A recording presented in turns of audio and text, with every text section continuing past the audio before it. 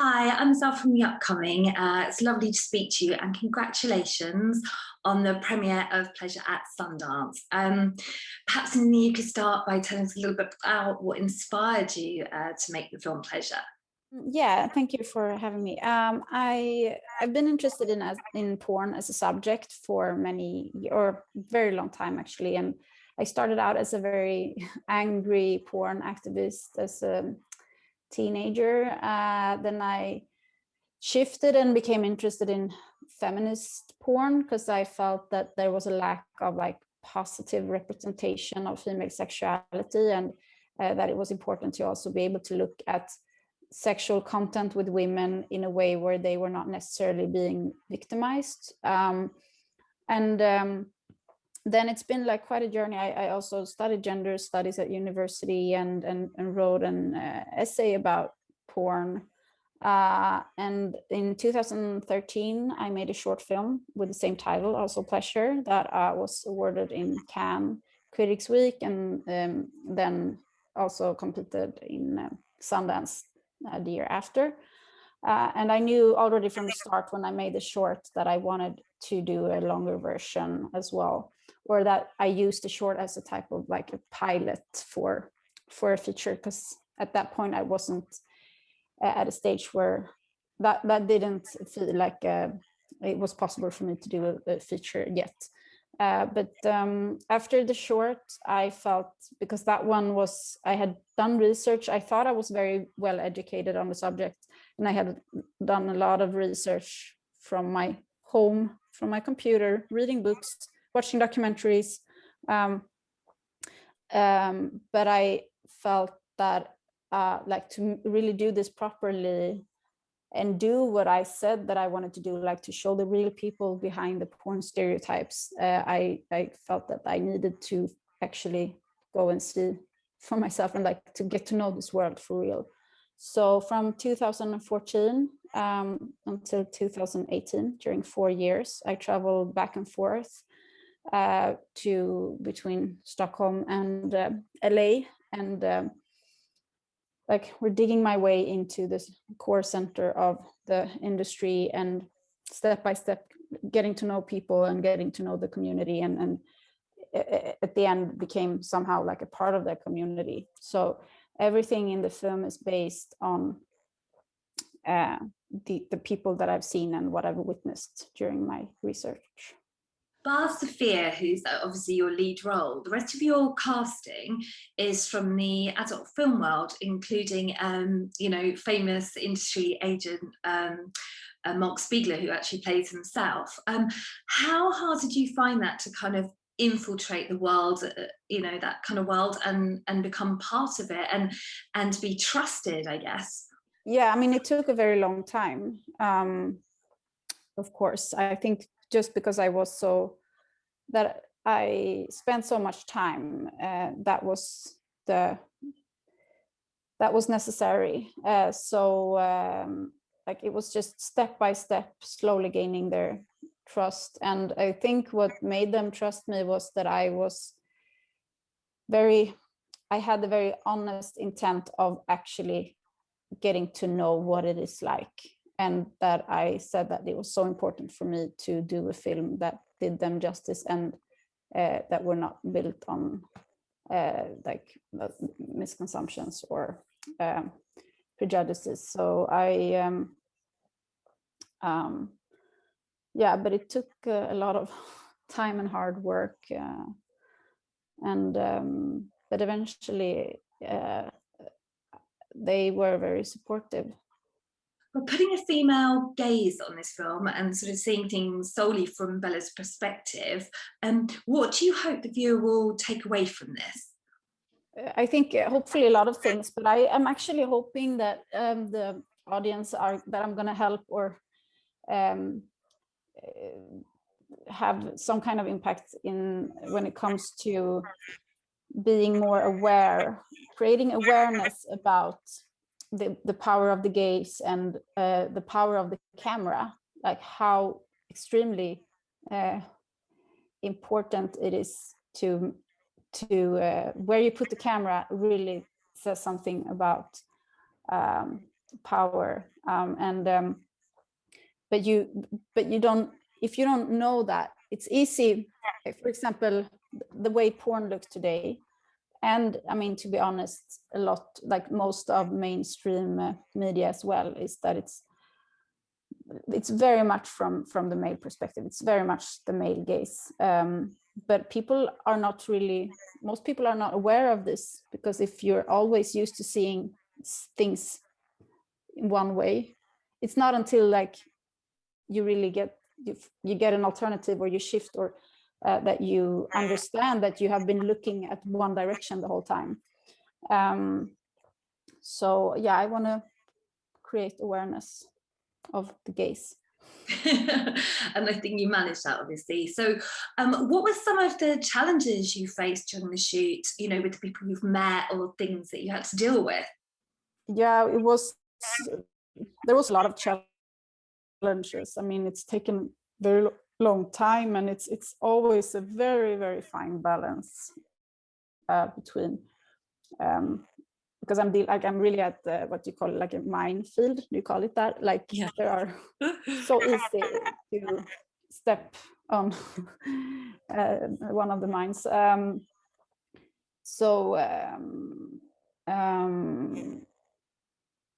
Yeah, I mean, there's been so many very different things. For example, to work with Sofia and make her comfortable, and to push the film as far as I felt that it needed to go, and still make sure that everyone felt safe and comfortable.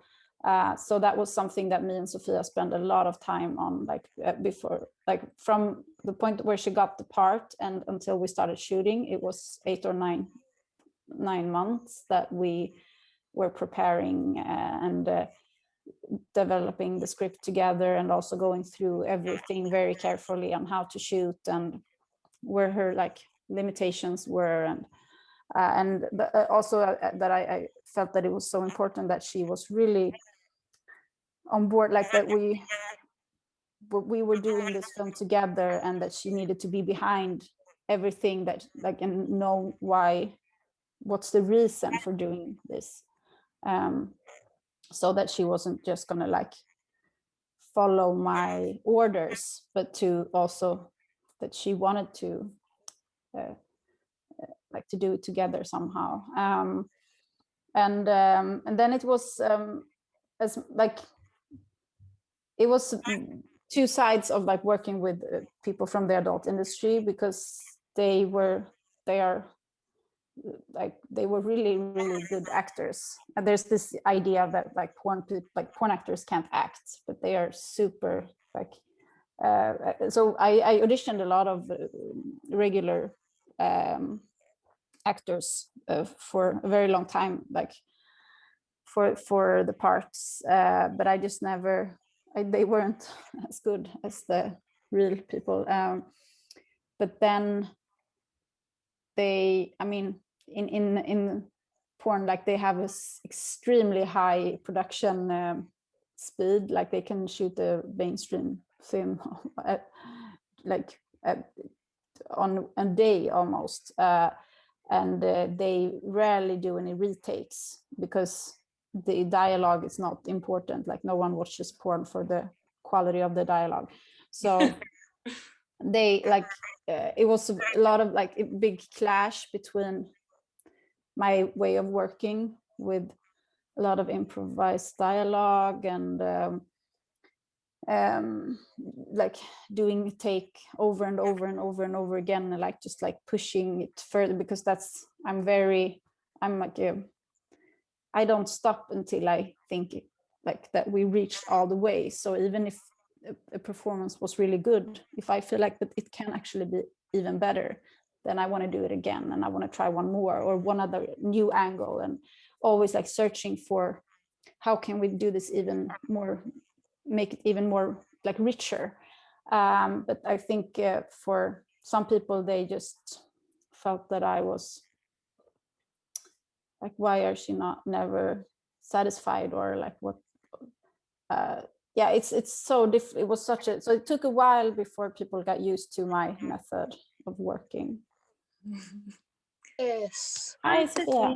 Sophia. Hello. This is your debut acting role. Can you tell us how you got involved in the project in the first place, and how sort of your parents, your family felt about you taking on the role as this character? Yeah, I mean, me getting involved in the role, me and Ninja have a friend in common, and it was actually through him. He connected me and Ninja told me a little bit about the project, and then I went in for an audition, and then I got called for callback. But my friends and family, I mean, especially my mom, was maybe a bit scared at first, but then she researched Ninja, and she called me and said, I've Googled Ninja now and I feel fine with this.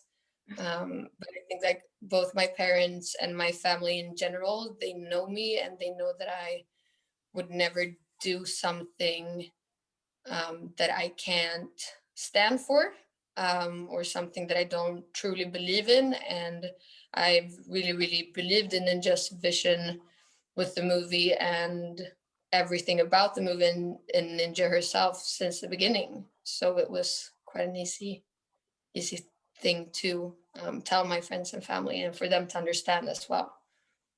Okay. Given the explicit work of your character, Bella Cherry, and some of the more harrowing scenes that you take the viewer through, how did you kind of prepare for that? We've prepared, I mean, I wasn't the only one who prepared for it because Ninja did a lot of preparations for me as well. I've been really involved in the pre-production of the movie. So I've been to Los Angeles and I was able to meet people from the industry and be on porn sets and practice. So especially Bill Bailey, who's one of the guys in the abuse scene. Me, him, and Ninja and the DOP, we practice different angles and different ways where we could fake everything looking looking really horrible without it actually hurting me or being painful in any kind of way. So a lot of practice and talking. Did you feel by doing this at all you got slightly desensitized to the porn industry at all? That's a really hard question because when you're really surrounded by people from the industry and you're really in there for a really long time, of course that affects you, but I wouldn't say that I'm that, because I would probably say the opposite, because being that involved with people from the industry and getting to know the people who are behind everything, you start to care a lot more. So I would probably say the opposite. Yeah. Okay, that's quite interesting. And obviously this is your first acting role, but is this something you'd love to get into and do more of, more sort of acting roles in the future? And have you got any projects on the horizon? Yes, I would love to continue with acting, and I'm so happy for this movie and for Ninja for introducing me to acting, because it had never crossed my mind prior to this movie. But I love it. So of course I want to continue with it. But as of now, I don't have anything that I'm working on right now. But hopefully I will, and I would love to work on something else in the future. Okay, and you, Ninja, have you got any projects? What's next for you on the horizon? Anything that you're working on specifically at the moment? I have several projects actually in the pipeline, because since I spent so much time doing this film, but like I also creatively have had a lot of ideas, and like, oh, but I have to wait until I finish the film. So now when the film is finished, I'm like, oh, I want to do a TV series and a documentary and a feature and another feature, and like so.